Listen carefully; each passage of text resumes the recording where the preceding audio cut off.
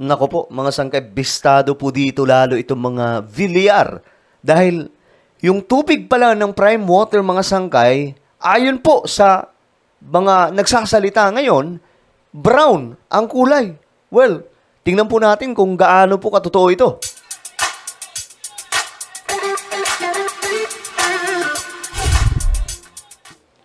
Hello, what's up guys? This is me, Sangkay Janjan. I'm back for another vlog today. Eto na. Pag-usapan po natin mga sangkay itong patungkol po sa malaking problemang kinakaharap ngayon ng mga Villar.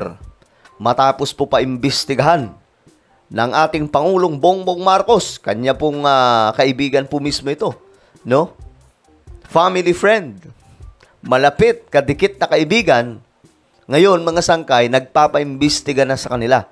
Ibig sabihin lamang, hindi po nangungunsinti si PBBM. Whether kung siya po ay tropa or what, mga sangkay, talagang kapag tawag na po ng bayan, kailangan po niya mag-step up bilang isang ama ng sambayan ng Pilipino.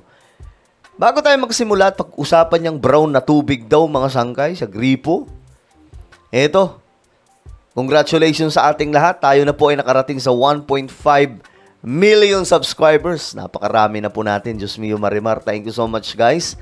Alam nyo, hindi po natin maaabot ito kung wala ang inyong suporta. So, salamat ng marami sa inyong lahat. No? Ito po ay isang karangalan at isang malaking pagpapala na nandito tayo sa YouTube. At salamat po sa inyong walang sawang suporta. So, congratulations sa ating lahat. 1.5 million subscribers na po tayo.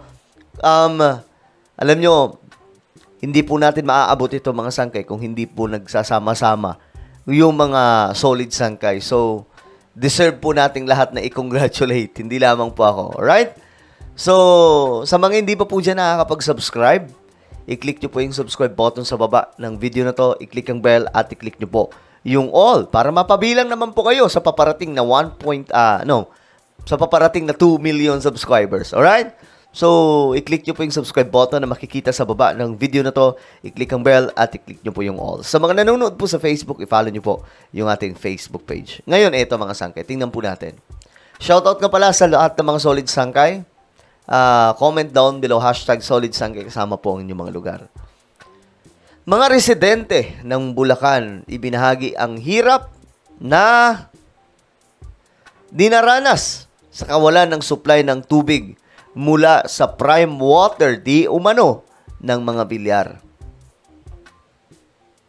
Isa sa malaking pasabog dito. Ayon po sa magsasalita ngayon, mga sangkay, brown daw po yung kulay ng tubig. Totoo kaya ito, mga sangkay? Well, tingnan po natin. Samantala, ibinahagi ng isang residente sa Bulacan ang hirap na dinaranas nila dahil sa hindi epektibong serbisyo sa tubig ng Prime Water Infrastructure Corporation. Yan ang ulat ni Vel Custodio. Sakit na para kay Marites ang madalas na water interrupt ng Prime Water Infrastructure Corporation sa San Jose del Monte, Bulacan. There are instances pa na na-hospital ang mother ko and she cannot flush even ng sarili niyang toilet. So, ibig sabihin, dapat may flusher para man lang gumaan yung pakiramdam niya kasi na-operahan. Alam mo, walang tubig ang flusher. Grabe, no? So, magtatabo siya. So, yung bigat ng tabo na yun, ka-o-opera pa lang, hindi pa pwede. Once na mamatay ang mother ko, dahil hindi sa operasyon, hindi sa sakit niya, but because of the stress of this water.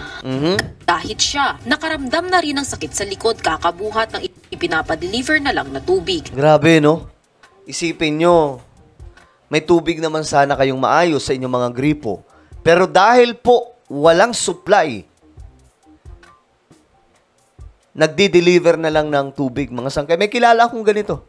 Isang tawag dito? Isang lugar sa Quezon City, compound. Dahil po sa kalokohan nila, mga sangkay, naputulan po sila ng tubig. Ngayon, ang nangyayari na lamang po, yung buong compound na pinagmamayari ng kung sino man, hindi ko na pangangalanan for now, naghahakot na lamang po ng tubig. Yun na po yung supply. Pero yun naman, ang kinagandahan nun, kasi direkta po sa tangke. So, hindi na po sila nagdadala ng timba. Pero dito mga sangkay, matindi to. Wala eh. Kailangan pong, alam niyo, nagrarasyon sila ng tubig kasi wala pong supply. Tapos, ang malupit dyan, ayon po sa mga lumalabas na sumbong ng mga taga Bulacan, hindi lang po talaga Bulacan itong problema, buong na to mga sangkay, sakop ng prime water. Kasi sa iba't ibang lugar ng ating bansa, mayroon po sila. Ayon po sa mga nagsasalita nga po mga sangkay, kahit po wala silang tubig, yung binabayaran nila, mataas pa rin. Consistent daw po yun. Tapos, pag hindi nakapagbayad daw, rekta putol. Ganyan kalupit, mga sangkay. Inaakyat pa kasi nila ito hanggang sa ikatlong palapag. Kung minsan naman, malabo pa ang kulay ng tubig na lumalabas sa gripo. Ito na yung revelasyon. Kulay brown daw po. And minsan nagreklamo kami, sabi ba naman, ma'am, naiinom po yan, tubig na yan. O sige, mauna kang uminom bago ako. Na pag nainom mo, sige, pipilitin ko uminom ng ganyang ka-brown na tubig. Ganyan ka-brown na tubig. Ulitin natin mga sangkay, sabi ni ate. Pag nainom mo, sige, pipilitin ko uminom ng ganyang ka-brown na tubig. Ulitin natin para baka hindi pa maintindihan ng iba. Pag nainom mo, sige, pipilitin ko uminom ng ganyang ka-brown na tubig. Grabe, tibay no? Brown. Ikaw ba, kaya mong uminom nun? Guys, ganyan po katindi, mga sangkay, itong sinasabi nilang problema ngayon ng prime water. No? Doon po sa Bulacan ngayon, sila po talaga yung nagrereklamo. Kasi, alam nyo, yung mga official po mismo doon sa Bulacan, di sila makapalag sa mga bilyar daw eh. Kung kaya't ngayon, mga sangkay, nanawagan sila nakaraan sa nasyonal na mangialam na. Ngayon, nakialam na po mismo si PBBM. Pinaiimbestigahan na. Umaasa na lang din sila sa tubig ulan. Ngayon pag bumabagyo, asa kami sa tubig bagyo. Alam naman natin kung sino may-ari ng prime water. So, hindi ko alam kung paano yan sila umaandar sa politika. But believe me, when I say no water at all, may supply o wala, babayaran namin. Bukod Grabe, yun ang matindi. May supply o wala, magbabayad sila. Ganyan katindi, mga sangkay. Ano kaya ang nangyari, no?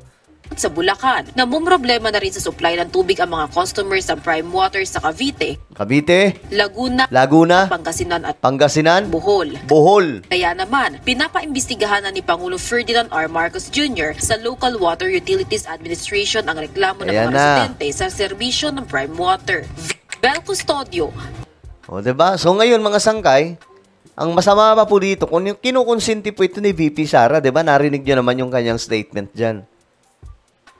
Sabi niya, bahagi lamang daw po ng pamumulitika. Diyos mio, Marimar.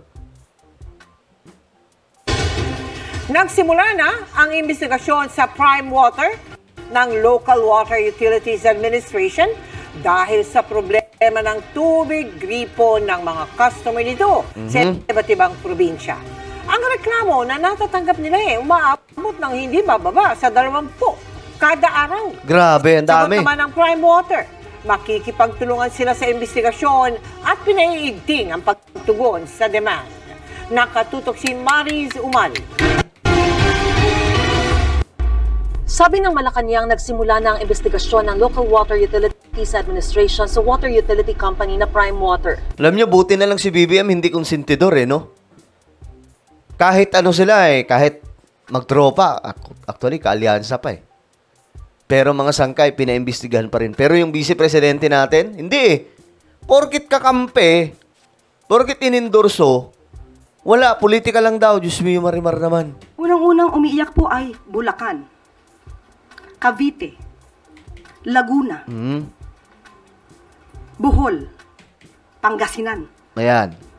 Hindi lamang po yan. Marami pa pong iba. Kung di po tayo nagkakamali, mayroon 73 joint venture agreements ang Prime Water sa mga water district, local water districts. Grabe, no? So malaliman pong pag-iimbestiga ito.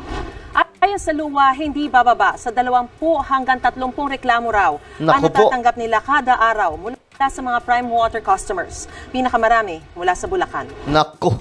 Usually, lack of water, walang tubig. Mahina yung pressure, may amoy yung tubig nila. Or minsan talagang lack of water for days. Grabe. So, yun ang mga issues na tinutugunan namin. Hindi pa masabi ng luwa kung hanggang kailan aabutin ang investigasyon. The investigation will not cure the problem of no water. No? So, dapat parallel yan. Nag-iimbestiga kami at the same time, gumagawa na kami ng paraan para magkaroon ng tubig doon. Sabi ng Prime Water, wini-welcome nila ang lahat ng pagkakataon para sa bukas at makabuluhan dialogo para maresolba ang mga alalahanin ng mga customer. Nako, kung hindi nga umaksyon si Presidente BBM, wala rin po mangyayari dito, di ba? Anila, nangangako sila. Paano na lang kung si VP Sara ang presidente, na lang, TY-TY na lang, no? Tropa Pambihira. Sa pakikipagtulungan sa Local Water Utilities Administration. Dagdag nila, tinitiyak nila sa publiko na pinaiigting nila ang kanilang mga hakbang para tugunan ang mga requirement at mapunan ang demand lalo sa mga lugar na hirap ang serbisyo. Sabi pa nila na nanatili silang committed sa pagtupad ng kanilang mga obligasyon sa kanilang mga partner para maihatid ang mga pangmatagalang improvement na kailangan para sa stable, maaasahan at pangmatagalang tubig gripo sa kanilang mga sineserbisyuhan. Itinanggi naman ng Malacanang ang paratang ni Vice President Sara Duterte na politika ang nasa likod ng pagpapaimbestiga ng Malacanang sa water utility company na Prime Water. Grabe, no? Isipin niyo kung presidente si VP Sara, tapos lalabas ang issue na to. Di walang mangyayari, mga sangkay. Wala na. Kawawa yung mga taga-Bulacan nun. She will always use that excuse or defense of pamumulitika without really answering or responding directly to the issues. Mismo. Tandaan natin, ang Prime Water, ano man naging transaksyon nito, dahil umiiyak ang karamihan, dapat po talagang maimbestigahan. Mismo. So wala pong pamumulitika ito. Pagtitiyak ng luwa, labas daw sa politika ang kanilang ginagawa. Grabe naman kasi. Alam niyo, umiiyak na ngayon mga taga-Bulacan at iba pang mga lugar sa Pilipinas dahil sa Prime Water. Tapos sasabihin mo na politika lang. Asan yung pagmamahal mo sa mga Pilipino? Yun lang naman yung tanong ko dyan Asan yung asan yung pagiging concern mo? Dahil ba tropa? Dahil ba inendorso? Wala ka nang sasabihin? Wala ka nang, Diyos mio Marimar, paano na lang kung ikaw yung presidente? Halimbawa na lang si VP Sara ang presidente ng Republika ng Pilipinas. Di wala, mga sangkay. Walang makagawa yung mga taga-Bulacan. Tuloy ang brown na tubig. Tuloy ang mataas na singilan kahit wala pong tubig. Di ba? Buti na lang si BBM yung presidente natin. Diyos mio Marimar. Well, ano po ang inyong opinion? Comment down below. Meron po tayong YouTube channel, Sangkay Revelation. Hanapin niyo po ito sa YouTube. Kapag nakita nyo na, i-click nyo po yung subscribe, i-click ang bell, at i-click nyo po yung all. Ako na po yung magpapaalam. Mag-iingat po ang lahat. God bless everyone.